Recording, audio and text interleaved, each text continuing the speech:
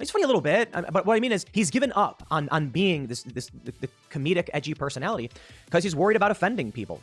He's given up on No, he's still that personality. That's why he was being called out. Because, and like, if you had watched the apology, which I'm assuming at this point now is just moot, that was one of the things that Ethan did. He did that whole little like, I'm gonna apologize and acknowledge that was homophobic, and here's why. But at the same time, I'm always gonna do things my way. And this show, I'm sorry if it's not for you, don't watch. That was like the broad majority of it. It seems like the kind of stuff that Tim Pool would love if he wasn't so biased.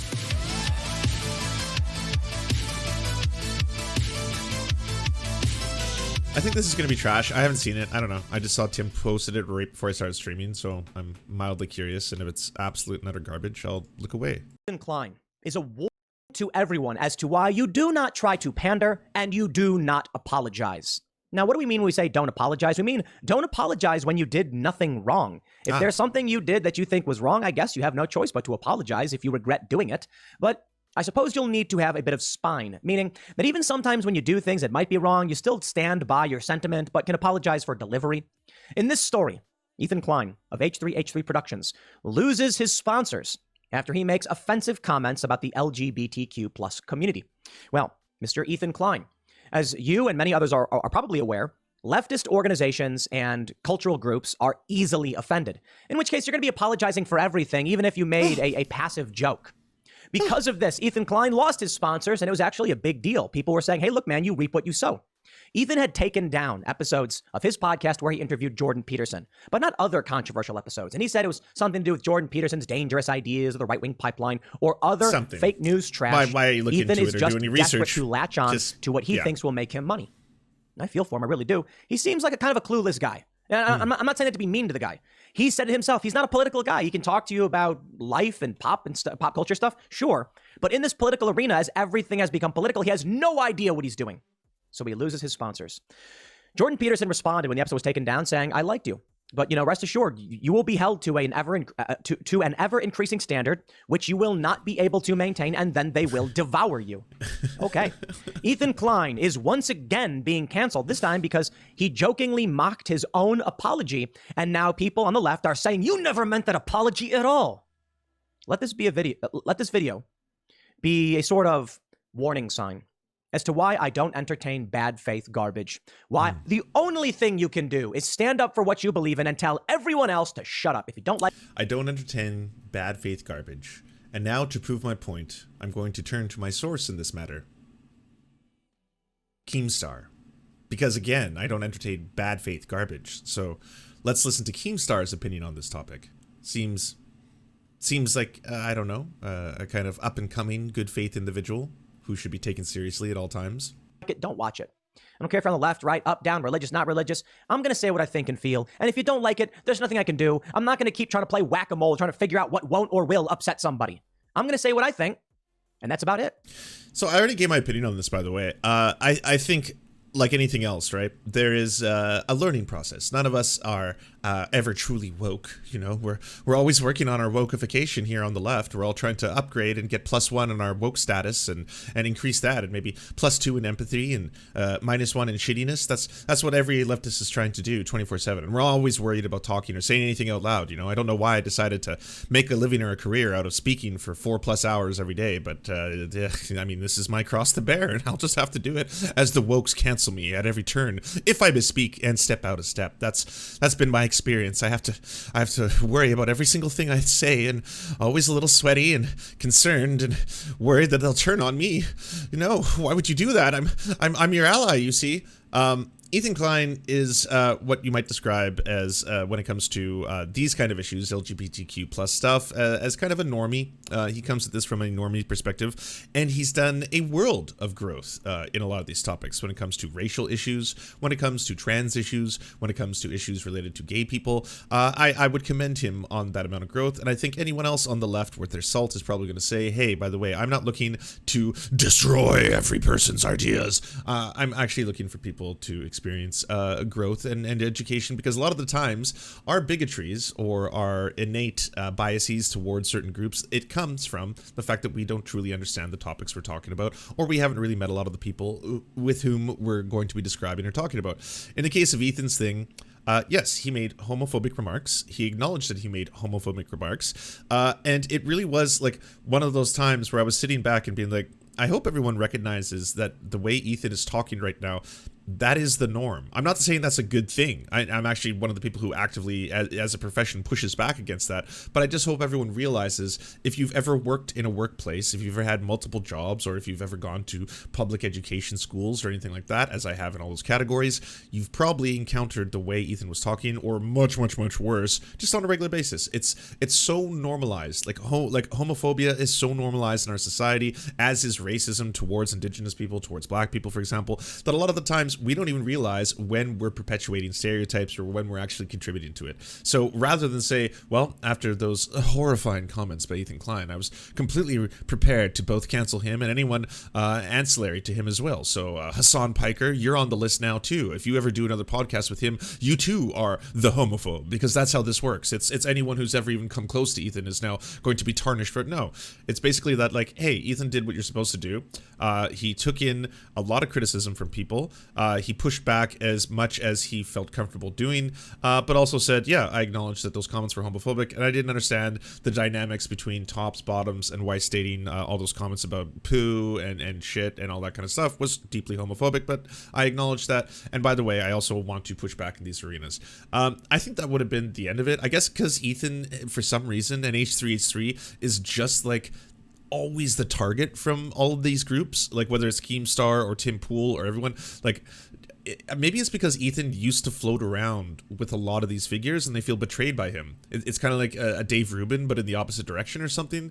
It's like Ethan went from being kind of a centrist and maybe a bit of a libertarian and definitely being kind of like pro Jordan Peterson philosophy to a little bit more progressive. You might even say a liberal. And I'm sure a large part of that happens to do with, working with Hassan. But I'm sure a lot of it also is just his own personal growth. No one told Ethan at the height of the Black Lives Matter, second wave, to go out and make a video about privilege, about growing up and not recognizing that I lived a very different life because I was white, and this has to be talked about. And I'm really, really fucking ashamed to say that I've never thought about these kind of things before. That whole self-actualization is a very good thing, because a lot of people don't do that. No one actually thinks about these issues, and when they're told about them for the first time in the form of pamphlets or CRT, they get so self-defensive. And like, it's just a natural inclination, by the way. It's not something that like only happens to conservatives or only happens to liberals. It happens to everybody. It's that old adage: if you're at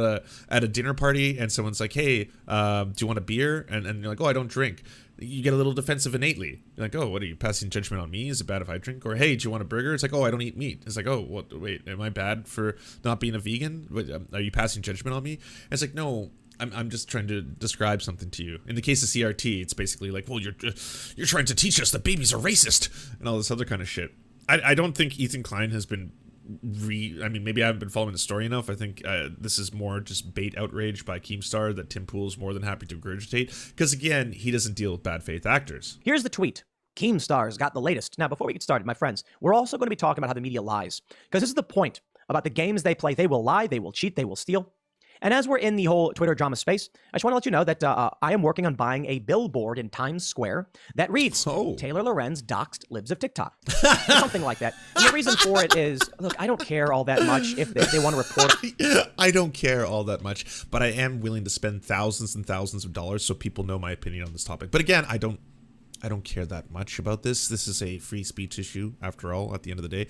God damn. That's what you're going to blow your money on, Tim? Holy shit. Libs of TikTok, of course. Is this about you? Is this trending right here about Tim Pool? What the fuck? I assume most of you know, but Libs of TikTok is just an account on Twitter that aggregates videos from leftist personalities that are not flattering. It's these people on the left saying ridiculous. There it is again. Wow, the right-wing lie that everyone keeps buying into. What a surprise, and regurgitates. And as far as I understand it, it's just an account that apparently just shows libs being cringe or something like that, gay people being cringe or trans people being cringe. I don't know. That's basically what it's all about. And then they got doxxed. Not the account was taking those videos, specifically blaming the people in those videos for being pedophiles or being groomers, and then getting them tons of harassment. Some of them got fired. Also posting a lot of sometimes personal information about people, posting people's the address of the school they worked at, the phone number of the school they worked at, and then bragging that tons and tons of people have been calling into the school. None of that really registers, but ultimately this is a free speech issue. Ridiculous things. You want to criticize them? Fine, go ahead, so be it. You want to dox them? Sure, I think it's wrong. It's the gaslighting. Taylor Lorenz went on CNN and said the right-wing media lies. Everybody lies, I guess, but not in this regard. You lied. If you want to come out... You're lying right now. You just did that. What, like 15 seconds ago? Like it happened. Tim, you're disproving yourself in real time. It's happening, everyone. Lie on... There's got to be a word for that, like the beanie paradox. And not like anybody's watching it. I'll do this. I'll spend the money and we'll get a billboard in Times Square saying... He who hath the beanie can only make a proposition for so long within a certain amount of time before he will disprove his own statement. Something to that effect. The beanie paradox. That. Maybe it'll say something like you lied. No, I think we're gonna keep it simple and just be like Taylor Lorenz doxed libs of TikTok. Just so it's there. It's on the record. It's a statement. Tim is gaslighting about gaslighting. Wow, this is getting kind of meta lighting. And so be it. But what we need, if we want to challenge all of this and show people what's going on, go to timcast.com, become a member to help support. Give me money. I need money so I can spread misinformation. Oh, so this isn't really about Ethan Klein. Now we're on to... Oh, no, this is still the ad. All right. My judgment of beans on toast being gross is a stereotype that I will be trying to unlearn. Apologies to all English people who I should not have pressed inappropriately. Hope you guys know I always mean well. And now you have these responses from people saying, and you wonder why you are losing members. It's been a ride watching this guy's career take off and then crash and burn. And among other things. Ethan Klein apologizes for homophobic James Charles comments on H3 podcast.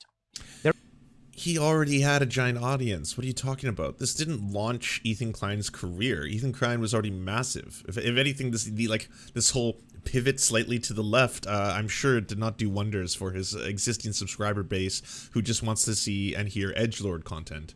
There is no winning, good sir Ethan Klein. There is no winning. You can only be true to yourself. Now, what? This is the biggest straw man. Did a single person take offense to that beans on toast comment? It was a joke. Tim, what is this? The no fun right? Are you a founding member of the no fun right now? Like, I say this as the letter B in the LGBTQ plus. I did not find the beans on toast thing offensive at all. I did not think that he was downplaying his initial apology. I thought he was just having a larf. Perhaps Ethan thinks he needs to be. Look, I don't think Ethan has any political. I found the deleted 4chan thread where they were planning to pose as a lefty H3H3 fan to keep stroking this controversy. Objective. Get Ethan Klein, codename Fat Idiot, to delete his entire main H3H3 Productions channel. Premise. He gets into a spat with his PC audience over basic gay jokes. He's currently trying to win people back and hasn't used those old accounts in years. Perfect time to strike. Create a plethora of fake accounts calling for him to demonstrate he's truly sorry for his recent gay jokes by removing previous problematic content. Step 2. Broaden calls to other problematic content, collaborations with JonTron, devaluing the term, blah, blah, blah. Movement to take on a life of its own, amongst others, real fans. Hopeful outcome, he doesn't make any money off his own channel, and he'll remove it. Okay. By the way, 4chan does these kind of like little ops, and they usually take off semi-decently because there's a large dedicated amount of people who feel like this is, like that's their praxis, right? If you are like alt-right on the internet, this is your form of political protest, is to, let's band together and destroy this media personality who betrayed us, the great betrayer. He used to be edgy. We used to have fun. Weren't we fun and edgy, Ethan? I think the dude is, I have to be honest, on the back end of the bell curve, you know, whatever. He's on the decline. You know, all things. Did you see those stats that after the election, all of Tim Pool's numbers just went into free fall? All things go. I'm sure that'll be true for a lot of people, but in entertainment. So I've never been a big fan of trying to make an investment in an entertainment career. How long will you be entertaining for? The FUPA guy with the double chin and the hat, you know, he was only a character that was memeable for some time. Ethan made a great business move when he shifted from his goofy YouTube videos into podcasting and started interviewing people like Jordan Peterson. All of a sudden, you had what may have eventually been a new Joe Rogan. He was edgy, he was offensive, he was a funny guy, and he was willing to talk to people who were considered controversial. Now he's not. He's not funny. He's funny a little bit, but what I mean is he's given up on being the comedic, edgy personality because he's worried about offending people. He's given up on No, he's still that personality. That's why he was being called out. Because, and like, if you had watched the apology, which I'm assuming at this point now is just moot, that was one of the things that Ethan did. He did that whole little like, I'm gonna apologize and acknowledge that was homophobic, and here's why. But at the same time, I'm always gonna do things my way. And this show, I'm sorry if it's not for you, don't watch. That was like the broad majority of it. It seems like the kind of stuff that Tim Pool would love if he wasn't so biased. Interviewing controversial figures because he's worried about offending people. You will drift into obscurity if you are not willing to press the envelope and say what needs to be said. Well, that's it for Ethan, I suppose. Now, look, dude's rich. I'm sure he'll be fine. He's got a big podcast still. He's going to retain many of his members, but he's losing a lot of people. Here it is. Tim Pool's views plummet 51% since the presidential election. Right-wing YouTuber and podcast host Tim Pool seen his YouTube views plunge in the aftermath of the 2020 presidential election. Who knew? Saying that, landslide, 50 states would have had negative consequences when it turned out to be somewhat dubious. Despite this, Pool still ranks as the second most watched right-wing YouTuber in April, with the American-Canadian comedian Steven Crowder taking the most viewed crown with 46.1 million views. But it did decrease by about 51%. Now, at the end of the day, you could also put into this that post-election, everyone's numbers dropped by a lot because politics is very exciting when there's the world's largest and most important election, you could argue, taking place, and then there's that after effect. But still, that is a pretty massive drop to have. But then I guess it's leveling back out here. Several factors explain Pool's decline in views. Chief among them is Pool's decision to adjust his business strategy. Since January 2019, Pool had consistently uploaded 5 videos per day to his secondary Timcast channel and another video of his main Tim Pool channel. Then on December 1st, thousands of videos and nearly 1 billion views later, he announced in efforts to make the world a better place, he would start scaling back his video production. Pool's new plan was to release 2 videos per day on his Timcast channel and 1 on his main channel. He also shifted focus to his weekly live streams on the Timcast RL podcast. So there's some explanation for it. Apparently. At least that's what they're saying. He's losing sponsors. Let me tell you, man, here at Timcast IRL and timcast.com, we have too many. No, for real. We only do so many sponsor spots every month. It's like between 6 and 8. We've increased a little bit. And that's because I tell our ad sales guys, like, I don't want them. We've got a couple different companies, and I just say, like, not interested. I don't want to deal with it. That's fine. I want to make sure we're only onboarding sponsors who are legit. Yes. What, the buckets? The prepper buckets? Tim, are you serious? That's where you're gonna land it on? Hold on. Do we have that clip? Okay, Cavernacle has it. Let's see if this is archived. Here it is.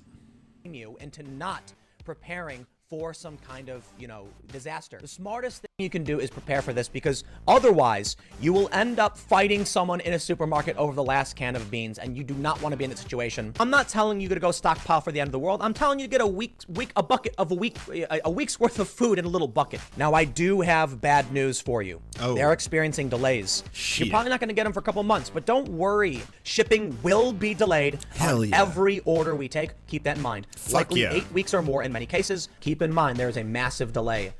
And that to me is, oh man, that kind of freaks me out. There is a website design. By the way, he's doing the same thing that Alex Jones does. What they do is they push this narrative constantly, where it's like, hey, there's an upcoming civil war. Hey, you got to be really afraid. Hey, we don't know what the future holds. Hey, you better prepare. You better prep. And the only way to do that is to buy my specific brand of prepper buckets. That's right, promo code. Oh, what? They're sold out. Damn, you missed out on that opportunity. Don't worry, you'll get another one. Why don't you just join this email list, or you just sign up here, or you just keep trying, because you got to get these prepper buckets. They're the only thing that will save you in the upcoming apocalypse. Look, there's a little picture of me on it. It is not like my company or anything. They just use my picture, and they want to. You don't need to.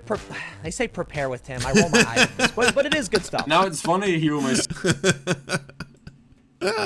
Oh, shout out to the Cavernacle there. Who are willing to say we will not be a part of cancel culture. We believe in what you're doing. I'm not going to play these games. I issued an apology once.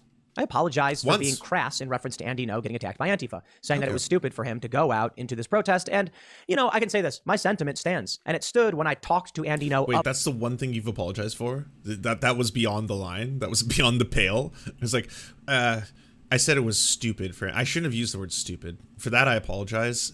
It perhaps was not in his better judgment. That I should have said that. And I was a big man about this. A big beanie, if you will. I apologize. Now, my friends, that makes me a better man than Ethan. About it. And I was like, I could have been a bit less crass about it. That I can acknowledge.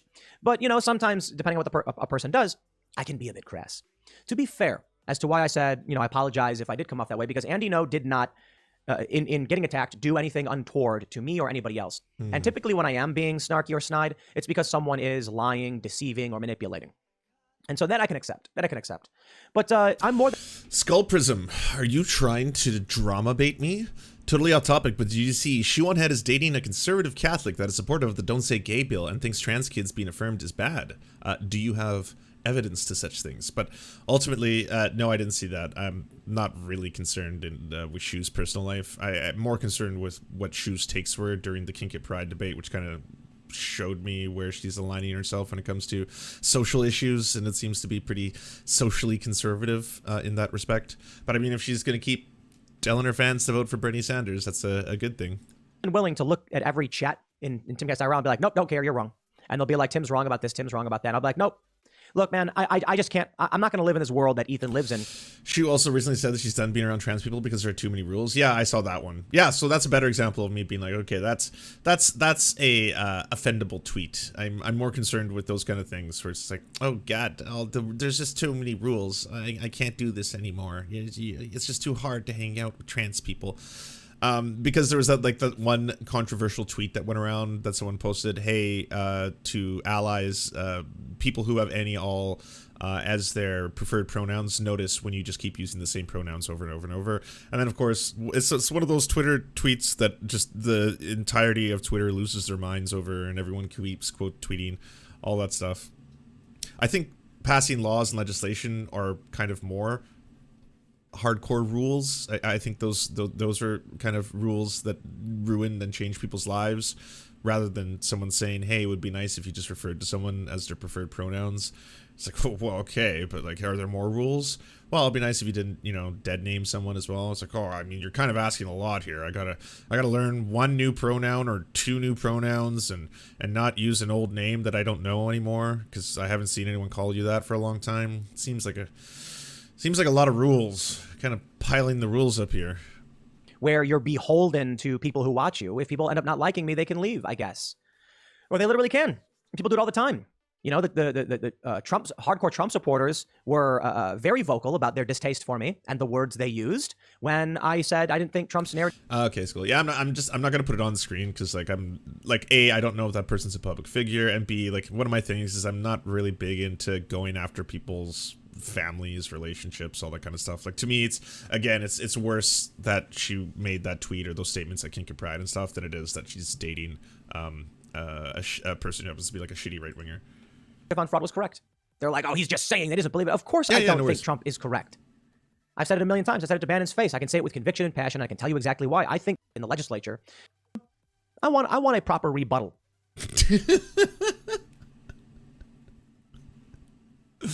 Oh, wow. I didn't know that this was part of Tim's current adventure. All right, hold on. Let me see if I can find it. Times Square. Big billboard. Now, here's what we'll accomplish. We'll be advertising timcast.com. We will be advertising our disdain for media lies. We will be correcting on the record a media lie. And all in all, I think it's a great marketing spend. If you want to support that effort, and it is expensive, head over to timcast.com and become a member. Because I think it's... Wow, and you're going to use it to recruit and get more money. Interesting. So this is all just a marketing ploy. $100,000 and $250,000 for a typical ad run. Now, I don't know exactly how it will work. It may not end up being that expensive at all because, ladies and gentlemen, from the Daily Wire, our good friend Jeremy Boring, co-CEO, says, yes, do it. I'm good for half. My response? Oh, okay. So, but you still want the money, right? You still like everyone to donate a bunch of money? Because are you going to correct that? Are you going to be like, oh, well, we actually might not need you to come to timcast.com and start donating hardcore because we've actually got half of it being covered? All right, how do we do this? To which Jeremy said, I have a billboard in Times Square right now for Jeremy's Razors. First thing we should do is see if we can swap it over or get extra time. I'll have my guys reach out to the agency in the morning. It's happening. Conversations are currently underway to get a billboard up in Times Square. Good job. All right, well, let's post this, I would say one of the most egregious Libs of TikTok account tweets. Are you going to buy a second billboard for this? Because I am sick of sitting back and just saying words. You can only complain about something for too long before you just say, you know what? I have to take action. And you know what action I'm choosing to take? advertising my brand. That's my choice of political praxis, if you will. I'm going to get out there and really change the world by, again, putting a billboard up there that advertises timcast.com. And please, you can help me afford this billboard that I can already pay for by coming to timcast.com and donating and subscribing, because we need you now more than ever. By the way, someone has agreed to pay for half, and also I'm sure a lot of other millionaires will come in and probably subsidize the whole thing. But hey, here we go. How about this? How about we do something about it? How about we put our money where our mouths are? I look at James Lindsay, blocked Know Nothing. What the fuck, James Lindsay? Why do you keep flirting with me? I don't get it. I did all the same things. I gave you everything you needed.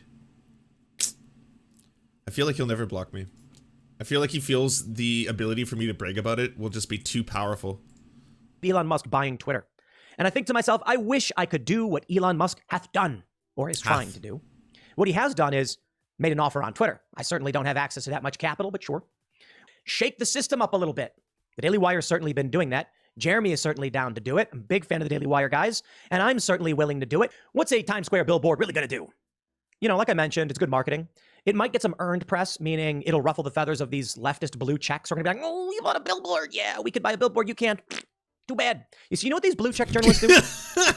No, I initially thought it was a massive waste of money for something that's utterly ridiculous. But hey, it's a free market capitalism, baby. Get out there, spend your money, again, or other people's money to advertise your show. If anything, people should know what you're doing here, though, right? It's basically just a big ad campaign that you're trying to sell as some kind of political activism. You even did, like, you had the gall, Tim, to start by saying, like, you can only be on the sidelines for so long, all right? One cannot remain silent in the eyes of pure oppression, and I will not. I, for one, will choose this as the moment to advertise my show to millions of people in Times Square.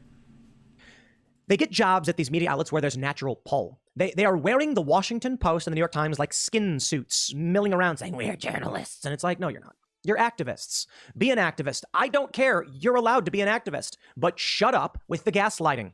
The Washington Post originally included a link to the real estate license of the person behind Libs of TikTok, which included a private home address. The only... No, you're lying now, Tim. What it included was a real estate firm address, one in which it has already been released that this was not somewhere in which people were working. There were multiple people who worked at that real estate address. And I'm not endorsing what Washington Post did. I'm just trying to be transparent and honest about it. That's why they changed and took that link out so that there would no longer be a problem. Unlike the libs of TikTok, who have still left up a whole bunch of videos, even though they deleted 2,700 of them, they've still left up a whole bunch of videos that just have teachers talking about being LGBTQ+, and then being labeled as groomers or pedophiles, which, yeah, is pretty fucked up compared to this article that talks about someone who is a person of interest, especially because this person, again, was colluding with the press secretary of Ron DeSantis. This is newsworthy. Like, what a surprise. A journalist was like, I'm going to do a story about this. Ethan Klein did mention in that video that he has members, and they are keeping him afloat. Absolutely. And that's why I think membership drive is so much more important. And you know what we're going to do with your memberships, my friends? We're going to, well, we just hired another journalist, a great new journalist. We are hiring a couple columnists to write members-only content. So if you're a member, you'll be getting now written opinion stuff with a comment section. There's a lot going on this week. You know, we took comments off the website. Maybe you noticed that. Some people were not happy about it. It's because there's stuff happening behind the scenes, and we got to wait until we can make the big announcement. Oh. I believe in transparency. I really do. I really do. I want to make sure you all... Well, now's a good time as any to remind you, everybody, if you have a Amazon Prime, you can use it to subscribe to this channel for free and help me not buy a billboard, because that is not what I will be putting the money towards to advertise the Serfs brand. That's not going to be what we do. Probably going to put it back into the worker co-op or something like that. Yeah. So cool, Tim. Glad Ethan Klein was destroyed in the marketplace of ideas. How will Ethan Klein ever recover from this moment? Do you enjoy the Serfs but prefer not to have to use your eyeballs? Many are saying this. Well, we've got the solution for you. It's the Serf Times in podcast form, available on most major podcasting networks now. If you enjoy it, please consider leaving a good review and feedback, because it really helps the show out, apparently, and it's free, just like the podcast. To our gods, Xander Corvus and Peyton L.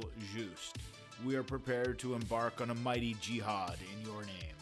To our monarch, Tom Spiker, we are but your humble jester, attempting in vain to get you to laugh. To our valiant knights of the Round Table, Benji Arnie, Tech Tink, Scary Earthhuman, Tony, DM Rivera, Resident Scarecrow, Sir Nickus, Mayred, Cheryl Alvarez, Ruby Kelly, Brandon, Words Greenwood. It doesn't matter what I believe, it only matters what I can prove.